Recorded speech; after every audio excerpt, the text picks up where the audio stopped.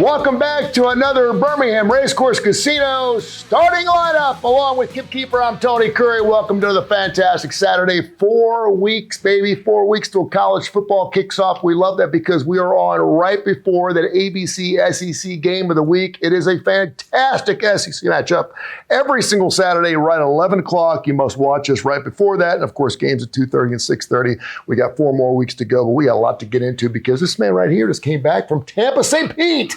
How was it, my man? Oh, it was great.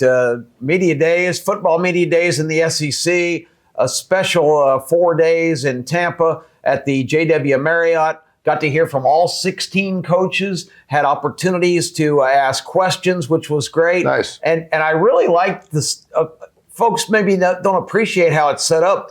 The coaches, of course, are on a big podium with the sound system, but then the 3 players they bring are assigned to different corners of the room after their presentation, and you just kind of crowd around and informally talk to those guys. It's not a raise your hand question and answer system. It's just you jump in when you get a chance. And I had really, really interesting, close-knit conversations with Trinidad Chambliss, with Whit Weeks, the LSU linebacker, who also happens to date the coach's daughter. Yes. So there's a lot of great things. Terry had a really good interview with Keon Lacey, the Ole Miss running back who's back. So bottom line is that was some of the most memorable moments for me. One of those players that was there this past week was Arian Carter from the Tennessee Volunteers, the linebacker, who we just found out later this week that has got a 2-game suspension from the NCAA. I didn't realize they were still doing things because he accepted a $427 plane ticket.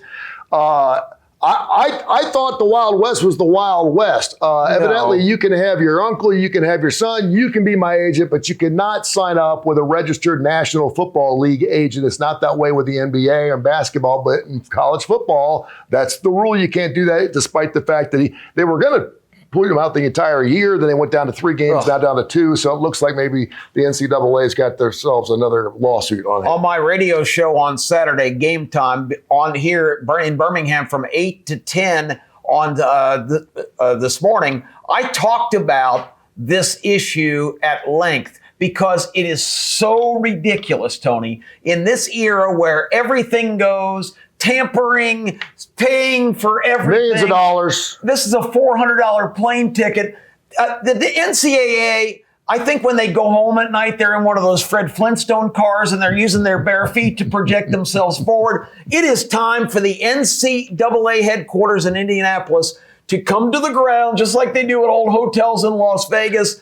Their day is over. They are useless and toothless. And this is just an absolute abomination what they've done to this kid. And it appears it's going to be up to the Senate on whether the NCAA is actually going to exist. And we'll have some more details on that real quick. We got a minute left. We got a full show today. We got Kip Perspective. I've got Kipper coming in, Bone Fragments. I'm going to do rapid fire with you during my segment today. I want to find out more about what you did down there in Tampa. That's going to be great. I've got a really special guest. Really looking forward to bringing her up. I know. I've got April Cheney here. And you will find out all about April in just a few minutes. And I'm also going to show you where my ballot at SEC Media Days was pretty markedly different than what the consensus was on the order of finish in the SEC. Several weeks ago, you were asked the question, should you support local teams, even smaller teams? We actually did a show on Tony Kurre Radio with Kiefer and Curry Sports.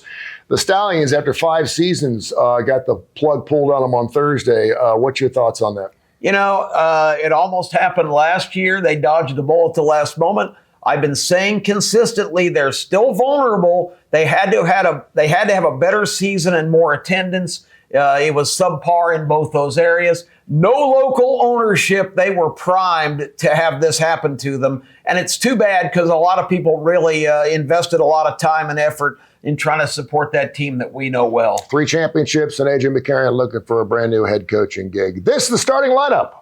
Love doing Bone Fragments here in the Birmingham Racecourse, the casino starting lineup. Couldn't do it with a Woodhouse Day Spa. Birmingham.woodhousespas.com, Birmingham.woodhousespas.com. Stuart Roman, guys, doesn't matter whether it's Mother's Day, Father's Day, Christmas, college football season. You guys are going to be out watching games and doing your fantasy football and laying out bets all day Saturday. Send your old lady to the Woodhouse Day Spa and she'll forgive you. I promise you. Birmingham.woodhousespas.com. And also the fine folks at Sasquatch Toys and Comics for any toy you're looking for. Legos, unopened, open, whatever it is. They have our 300 1,000 comics at Sasquatch Toys and Comics. I want to do a little rapid fire with you since you were out of town last week. Yeah. I did not get the invite, but I've been to enough SEC media days, so I was okay with that. But I want to throw a couple things at you here just right off the top of your head, and we have not rehearsed these, so no stuttering. All right, Bone Fragments, my debut. Your pick, Ohio State, Oregon versus the field for a national championship. Who are you taking? I take the field. I think there's suspect things to think about both of those teams. Okay. Paul Feinbaum would want to disagree with you. And a lot of He people disagreed with me last year. He said Texas all the way and Arch Manning to the Hall of Fame. Kip Keefer said Texas would be the biggest bust of last year. I stand on my record. And since you're talking about that, who has a bigger make or break year this year, getting into their third season? Is it Sarkisian year 3 at Texas or Kalen DeBoer his third season at Alabama? Sarkisian's actually been there longer than that. But I think Sarkisian's more stacked for success this year. But I think DeBoer, if he can just take a step forward, is going to be really accomplishing a lot. I think making the playoffs this year would be another big feather in his cap. One of those questions asked to him during SEC Media Days was, is your career at Alabama going to be deciphered by whether you win a national title or not? That caused a firestorm. He's like, what do you think? I mean, what do you think is going to be happening? Who coaches first again? Brian Kelly or Hugh Freeze? I say none of the above. Hugh Freeze, nobody's going to hire him after that debacle. And Brian Kelly probably could get a job, but now he's going to be living off a $60 million buyout. He's already gotten a gig on CBS. He's going to be doing TV, and that's where his ego is probably going to keep him. And Brian's a little long in the tooth as well. He's pushing 70. He is. I did not realize that he's getting up there in age. Who makes a bigger impact this year? And I'm not talking about so much record-wise, but I'm talking about culture-wise, changing the way their football program looks. Is it Alex Goldish, Pete Golding, or Lane Kiffin at LSU? I think Lane Kiffin's just got the better track record. I think Ole Miss is going to fall back. I think people are giving Pete Golding too much credit for keeping it together and winning a playoff game last year. One that he actually won a couple of them. He beat Tulane and Georgia. The Georgia game was kind of a fluke. I was face to face with the guy who pulled that off. It was Trinidad Chambliss. It wasn't any kind of great leadership job by Golding. I just don't think he's qualified to be a coach at this level. It's his first time, and I just think the good ship Ole Miss is going to have rockier waters than we expect. And finally, it's been 17 years since Alabama's gone more than 3 years without winning a national title, which is really hard to believe. 9, 11, 12, 15, 17. Of course, the last time they won one in January of 21 for the 20 season. And here we are in 2026. The well has run dry. I got this feeling, having been to over 20 SEC Media Days, that it's not Alabama and everyone else anymore. And I was wondering, I wanted to get your thoughts, not so much a rapid fire question, but just your thoughts about the Alabama Crimson Tide, the culture, the program itself. Do we have the leadership? And is this the year that perhaps in his third year, we can make that jump? Yeah, he's 20-8. He went to the playoffs, but that's not good enough. Yeah, this is the referendum year, in my opinion. Okay. I think a step forward, just the little things. The rushing totals last year were embarrassing, Tony. They were humiliating. They were at the very bottom of the entire structure of the NCAA. Mm-hmm. Alabama is built on physicality. Alabama is built on brand and tradition. If you have -3 yards in a semifinal championship game in the playoffs, something's got to happen. So I think we'll see those little indicators right away. But Alabama fans will just be delighted if they can get back to playing Alabama football. And I never worried about DeBoer's credentials. I always said from day one, is this guy going to be a fit at Alabama and in the SEC? And so far, I'll give him credit. There's a lot of good things happening there, but the jury's out, and I think they'll be back by the end of the season. There's your bone fragments right here on the starting lineup.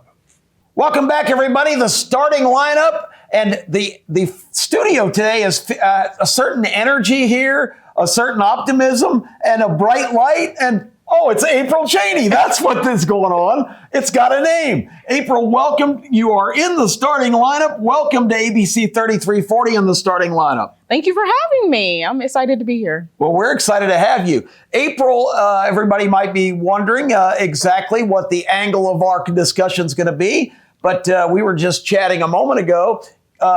We're going to get into a lot of different things. April is a specialist who we're blessed to have back in Birmingham. We're going to talk more about that. But you were telling me a moment ago here on the starting lineup, you've got some sports roots. So why don't you describe some of those? I do. I have an amazing uncle. He passed last year, but he was a sports writer for Birmingham for years for both college and high school sports. His name was Reuben Grant.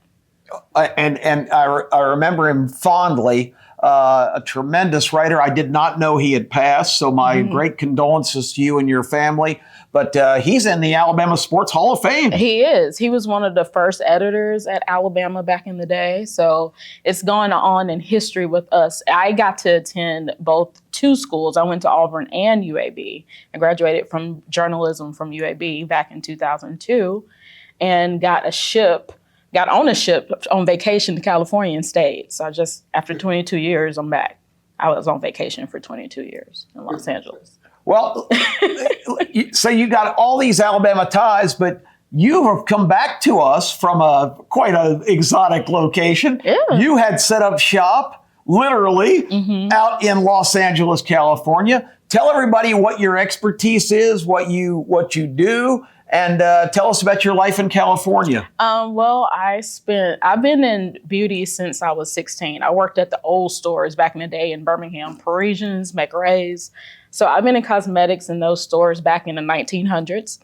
And I worked at both malls that are gone now. So you're like 12 at the time, right? Yeah, I was literally 15 years old. Wow. When I started working at those stores. But it drew me to LA because back in the day, Saks corporate was in Birmingham. So I transferred from Saks here to Saks in Beverly Hills. And I worked at that store in cosmetics until 2008. And then I started my own company. That is outstanding. Yeah. And you actually had a very stacked clientele in Los Angeles. I still do. I still fly back and forth. That's so cool. One of my favorite clients is Terry Crews and his wife. So I get to work with them. And then I work with a lot of celebrities doing an award show. I was the department head for an ABC show, Abbott Elementary. So I worked on that show for 2 seasons. And I worked on the Netflix show, Never Have I Ever. Oh, yeah. And I even got to work for ABC show, Dancing with the Stars. I worked for 5 seasons on Dancing with the Stars. And College Game Day. Yeah, and now I work on College Game Day from time to time. That's so cool. Now, let me tell you what April's link to us is. Our superstar, the First Lady of the SEC, the great Terry Quillian, was here for a special show 2 weeks ago. And she had her appointments all set up to prepare for that day. That appointment fell through. She got hold of April. April said, "Don't worry." And I love the quote, "I got you, girl." And Terry Quillian was so appreciative, and I was so impressed when I met you. I wanted to get you on the show because now, with some family circumstances, you're back in Birmingham and going back and forth, but you have, and I've used this cliche already, set up shop here. So tell everybody about your business. So I have a skincare. I'm an esthetician as well as a makeup artist. So I do both facials, makeup. I have skincare and apothecary. So I really want to grow that business. And I also want to bring a little bit of cryotherapy and cold plunges and red light therapy to Birmingham because it's really extensive in LA. But I feel like we need that here. And it's something that you see that a lot of sports people do. But it helps them, so why not do it for every day? Absolutely. Why not take a cold plunge? Have you done a cold plunge? No, I have not. It really helps with ailments in your body and light therapy. So, well, I like it. I like it. Fellas, I know most of our audience is male, but if you're in the doghouse or if you want to get in really good favor, you have a grand opportunity here. We're going to put all the information here on how to contact April and get your significant other, your wife, your girlfriend, anybody in your life that you want to make a big step forward, this would be the ideal opportunity, because I can tell you, I don't know, of all the women I know, there's none that would turn down an opportunity to work with this great professional. And I work with a lot of athletes too. Men need grooming too. So I used to work on Bill Simmons' show. I was his personal for a while too. So, guys, if you need an extra ear hair wax or whatever, I got you. All right. I got to get with you after and make my first appointment. I need all kinds of maintenance. This has been so much fun. And again, Terry wanted me to express to you how appreciative she was that you pretty much dropped everything and took care of her. But we've got a star in Birmingham right here. Tell us real quick, we got it on the screen, but tell us the name of your business and how they can get in touch with you. The name of my business is Cheney Aesthetics and Beauty. I'm located in Patchwork Farms in Vestavia, Alabama. That's my home. Okay. So April Cheney will hook you up and get you out of the doghouse, I promise. Give her a call. April, it's been so much fun to have you here. Thank you for having me. And I'm going to get my appointment. Let's see. How about next? We'll be right back here on the starting lineup. Hey, it's Kip Keefer back again for another edition of the Vegas Heaters. I'm a longtime sports bettor, sports betting writer, and sports editor for Greenspun Media Group, which includes Las Vegas Sun and Las Vegas Weekly. As far as the Vegas Heaters, everything is coming up. Auburn, if you missed last week, I gave out my first two SEC win totals of the year. One over, one under. The over, of course, was on Auburn, over 6.5, and must have put some good vibes out there in the universe because Auburn comes through. How about Jackson Koiven winning his first PGA Tour event? Now, we haven't talked about golf in the segment for a little while, so I can't take credit here. I did not give it out here, but let's just say it was a fantastic result for me, and we're going to get back to football, get back to the SEC, going to keep running through it here, but I thought I'd give you something at least. I'm really focused on futures, obviously, this time with football. I'll give you something for right now to bet, and I'm going right back to the well with Jackson Koiven again this week in Detroit for the Rocket Classic. I think this guy is a future star, unbelievable player, and still available at 25-1, at least before the tournament, going into the Rocket Classic. This is probably still be a birdie fest, going to be tough, but I thought 25-1 just a little too high for how he's playing right now. I know by the time you're watching this, there's 2 rounds in the books, but so many ways to jump in live from a betting perspective. Koiven was a guy, I also went all the way to the top of the board. We haven't seen a whole lot of favorites win in golf recently, but I did take a sprinkle of Cam Young at 11-1. The favorite, there is some talk that maybe it won't be as much of a birdie fest on this course. Maybe it's going to be a little tougher. Some of these guys are preparing themselves for the PGA Tour playoffs. And I do think Young is way better than everyone in this field right now, or at least playing better. So gave him a shot, gave Koiven mostly long shots after that, after taking 2 guys at the top of the board. But anyway, let's get back to our SEC win totals. Now I would like to market, I guess my SEC win total column is up now on LasVegasSun.com. I handicap every team.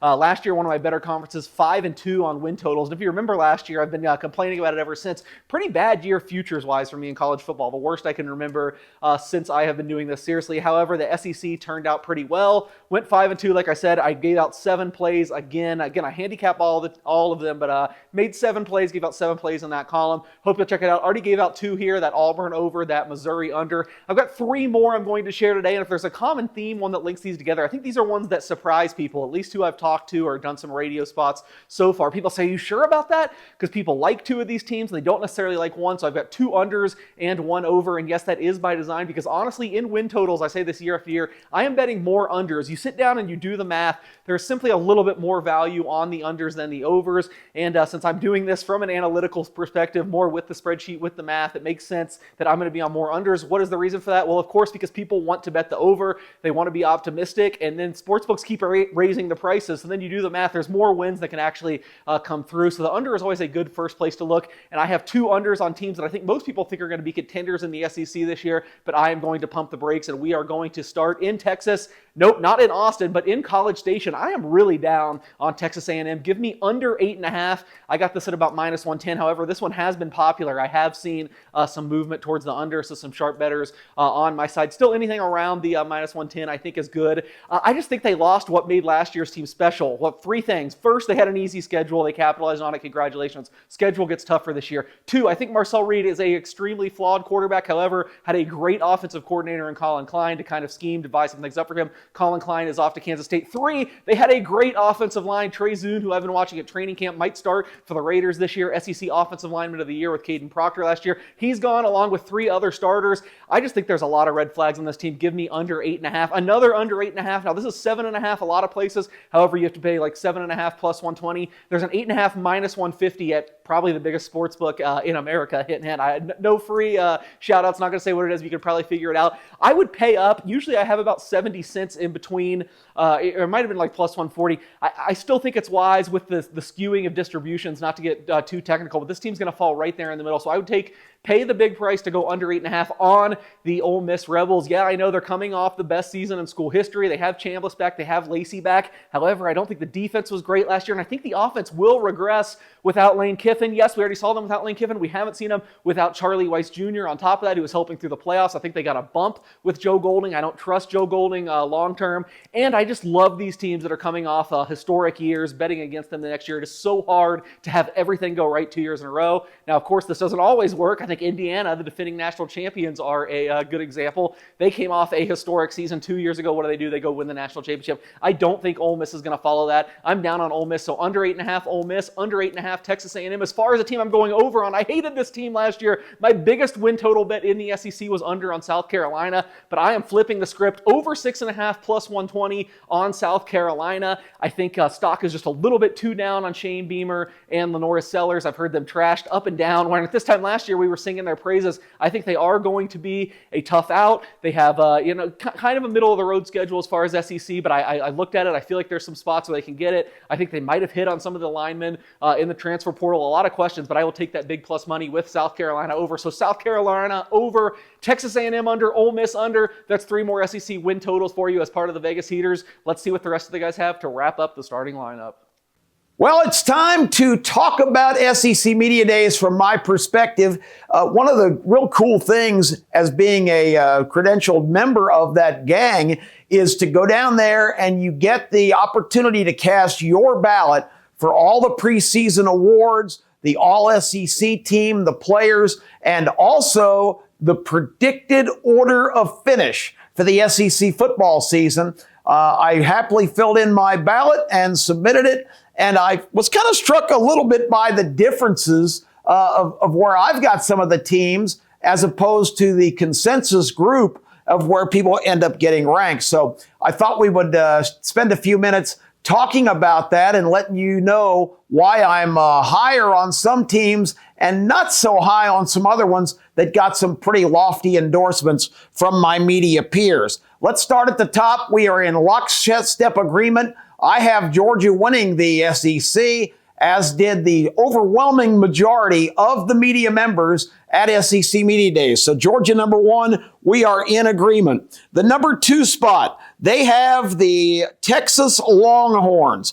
I told you at this exact time last year, I thought they were the candidate to maybe be the biggest bust of the season. They had some really tough SEC road games, and they do again this year. And, yes, they've spent a gazillion dollars bringing in all kinds of new talent. Maybe they're going to be tougher, but they've been soft in the SEC the first 2 years. They've been beaten up at the line of scrimmage. That's one of the reasons Arch Manning was disappointing last year. Not only was he not ready for prime time, he was running for his life a lot of the time, and they did not run the ball effectively either. I don't have Texas number 2. I have Texas A&M. Texas A&M's coming back with a loaded team. They've got their quarterback, Marcel Reed, back. This is a team that was running really on high gear all year till they hit a bump right at the end, losing to Texas. I think the difference between Texas and Texas A&M for me is this year's game, the last regular season game of the year, is in College Station, not Austin. I think Texas A&M wins at home and probably vaults over Texas to get the number 2 spot. So the number 3 spot, they have Ole Miss. I know Trinidad Chambliss and Keon Lacey are great players, but it takes more than just a great quarterback and just a great running back. They had all kinds of defensive guys leave, drafted, transfer. Pete Golding is the head coach. He really has not been in this kind of an arena before. I just have my doubts about Ole Miss. I think they ranked them way too high. I've got Texas number 3. In the number 4 spot, they've got Texas A&M. I've got LSU. I think it's an interesting idea with Lane Kiffin occupying the highest air of all the coaches at that meeting. LSU is my 4th ranked because they've got LSU in 5th. And that's kind of amazing that with all the hype, they only think LSU and all the money LSU has spent is only going to get them to the 5 spot. We got to speed it up here. Number 6, they've got Alabama. I've got Alabama number 6. Excuse me. They've got them down around number 7. The number 7 spot, Oklahoma is their pick. And I have gone a different direction there also. I've got Auburn number 7. And I'm not doing that to curry favor here in the state. I was so impressed with Alex Golish's presentation. I thought he was dynamite. I think Auburn's going to be better than expected. They have Tennessee 8. I'm going with Ole Miss in that spot. I told you they've got them 3. I've got them all the way down to 8. Then we've got Florida.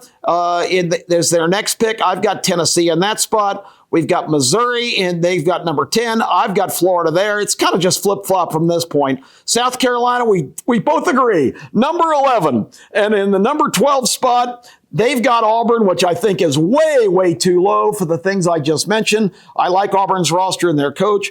I've got Kentucky in that spot. I think Will Stein will improve things, but not that much. And the bottom of the group, we've got Vanderbilt and then Mississippi State and Arkansas. I agree with them on all 3 of those votes. So that's the differences in the ballots, and that's how it came out. But I'm not as high on Ole Miss as everybody else. I do like Texas A&M, and we both agree the champion at the end of the day is going to be the Georgia Bulldogs. Woof, woof, woof. That's it for Kip Perspective for this Saturday. You know, Kip actually came up with the name, the starting lineup here, the Birmingham Racecourse Casino starting lineup, because we are starting your day on Saturday mornings. This started off as something as a college football show, and obviously we do that during the entire season. Then it turned into a spring thing, it turned into a summer thing, and people were clamoring for it. We want to see it again and again and again. Now we're on every Saturday from 10:30, 11 o'clock, and of course we're 4 weeks away from college football, and I can't believe, I think UAB's got Illinois that day. I know Alabama and Auburn got some different games, but it's going to be here before you know it. Now we just need to cool off a little bit. I can't wait.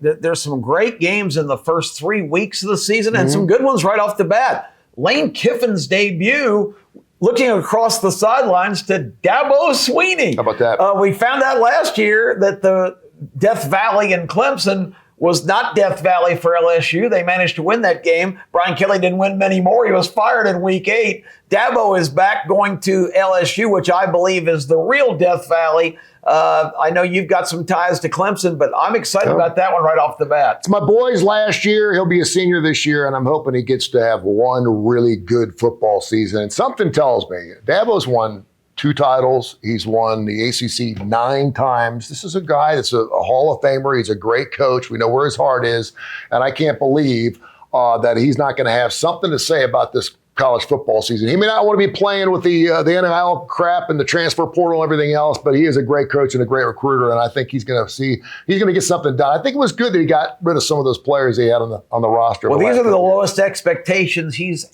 probably had in 10 years at Clemson. Yep. So maybe under the radar is a good place to be right now, but he really needs to have a productive season because the natives are getting a little restless there. Next week will be 3 weeks out. We're inside 28 days of college football, baby. This is the Birmingham Racecourse Casino starting lineup. God bless and have a great day.